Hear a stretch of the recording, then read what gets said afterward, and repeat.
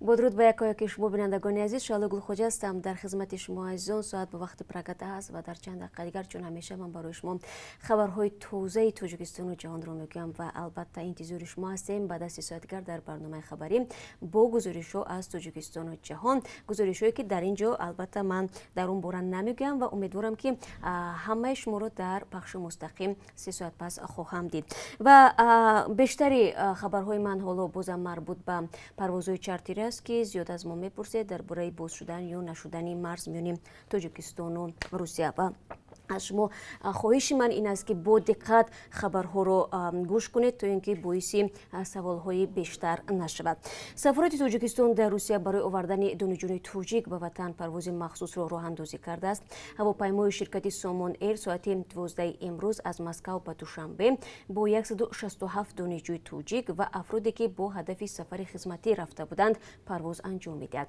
در این باره خبرگزاری آزیا پلوس با تکیه به سفارت تاجیکستان در روسیه خبر میدهد. سفارت گفته است از این پیشتر آنها در پروازهای چارتری از 10 تا 15 دانشجو را نام‌نویس می‌کردند، ولی بنابر زیاد بودن تعداد خواهشمندان بازگشت از حساب دانش آموزان تصمیم گرفته شد که پرواز مخصوص تشکیل گردد.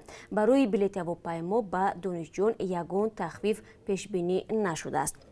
در عین زمان بگوی امروز برای آوردن مهاجران تاجیک از مسکو پرواز هواپیمای نوبتی چارتری در نظر است. انتخاب مسافران به هواپیمای شرکت تاجیک ایر طبق رویخط پیشنهاد نموده سفارت تاجیکستان در روسیه صورت میگیرد. این هواپیما از دوشنبه به مسکو خالی پرواز میکند. تاجیک ایر نرخ بلیط را نشر کرده است که 36452 روبل را تشکیل میدهد. برای کودکان از 5 تا 12 ساله 50% این نرخ پیش بینی شده است. اطفال تا 5 ساله به پول پرواز میکنند. ازبکستان شهروندانش را که در راه از روسیه در مرز قزاقستان و ازبکستان جمع شدند طریق قطار به وطن انتقال میدهد. به نوشته خبرگزاری ها مقامات ازبک با این هدف 3 قطار را به روسیه تشکیل کرده است.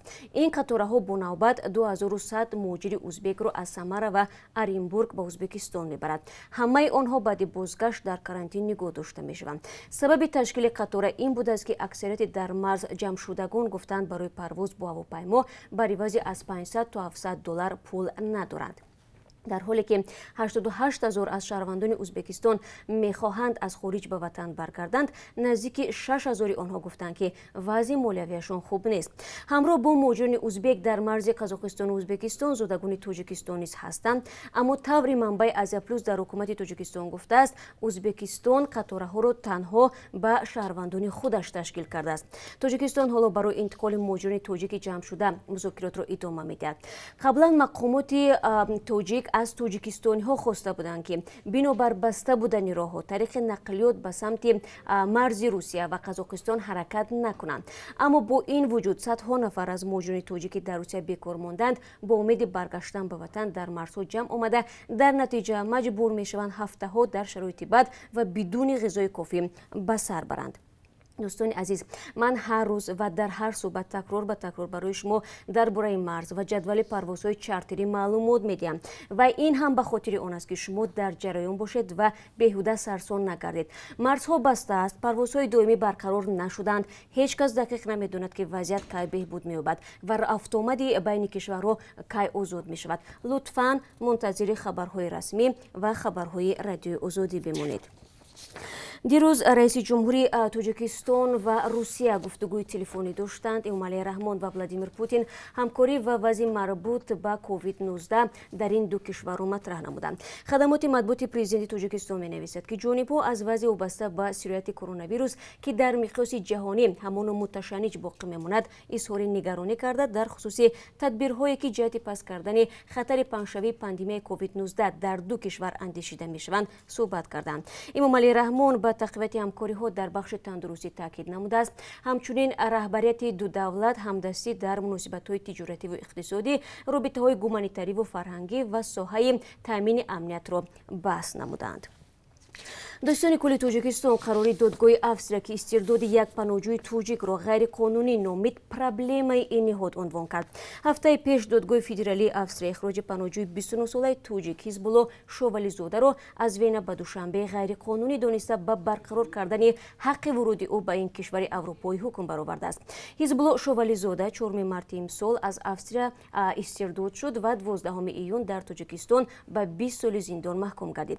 یوسف رحمان دوستان کل توجیکستان روز 14 ایول در نشست خبری و در پاسخ به سوال رادیو آزادی گفت شوالی زاده در اساس دلیل‌های جمع آورده پرونده جنایتی و در اساس کردارهای غیر قانونی خود در داخل توجیکستان به جوابگری کشیده شد. بنا به قرار دادگاه افسر که روز 7 ایول صادر گردید، رد شدن درخواست پناهندگی و اجازه اخراج شوالی زاده با قانون شکنی صورت گرفته است. صندوق بین‌المللی پول در پس منظر اپیدمی کووید 19 بد شدن رشد اقتصادی کشورهای آسیای مرکزی را پیشگویی کرده است.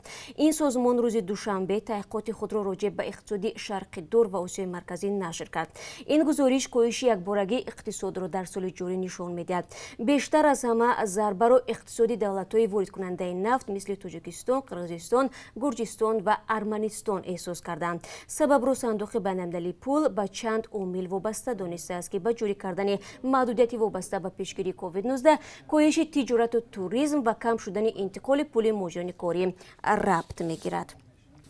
مقامات توجیک میگویند که هنوز محل بنیاد دو نیروگاه که باید از جانب ازبکستان در رودخانه زرافشان ساخته شوند معین نیست. شادی شویمزاده معاون وزیر انرژی و ذخیره‌های آبی تاجیکستان در این باره دیروز در نشست مطبوعاتی به سوال رادیو آزادی پاسخ داد. این مقامدار توجیک گفت فعلا گروه کاری دو کشور به خلاصه نهایی در این زمینه موفق نشدند. هرچند قبلا برخی از خبرگزاری‌های تاجیکستان با استناد به منابع خود نوشته بودند که یکی از این دو نیروگاه در بالای فوندریو یکی از شخاب‌های زرافشان ساخته می شود. اما شادی شویمزاده میگوید که بار آخر من ماه ینور به توشکن سفر کرده بودم و تا حال در این زمینه توافق نهایی حاصل نشده است. یادآور میشویم که سال 2019 رهبران دو کشور درباره ساختمان دو نیروگاه برق آبی در رودخانه زرافشان قرارداد امضا کرده بودند. همکنون روشن نیست که اگر ازبکستان این دو نیروگاه را بنیاد کند برق تولید شده در این نیروگاه را رایگان به کشور خود انتقال میدهد یا نه. شادی شویمزاده در توضیح این موضوع گفت بعد از معین شدن محل ساختمان این دو نیروگاه تاجیکستان و ازبکستان قرارداد مخصوص امضا کرده در آن نحوه فروش یا صادرات برق تولید شده در آنها معین کرده می شود.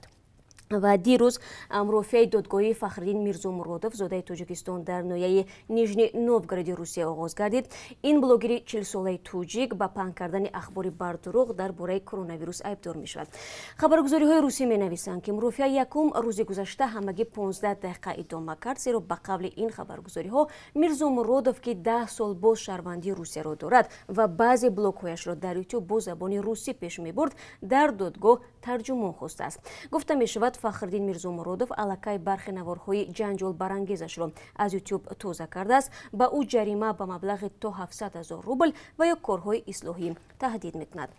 خب بینندگان عزیز، این چند خبری تازه بود که من خواستم با شما در میان گذارم. سپاس میگویم که ما رو تماشا میکنید، برای ما نوارها میفرستید. از همکاری شما سپاس گذاریم و طوری هم در بالا گفتم همه شما از این را در پخش مستقیم بعد از 30 ساعت دیگر در برنامه خبری با گزارش‌های تازه منتظرم. تا اون وقت خود را احتیاط کنید و روزی با برار داشته باشید.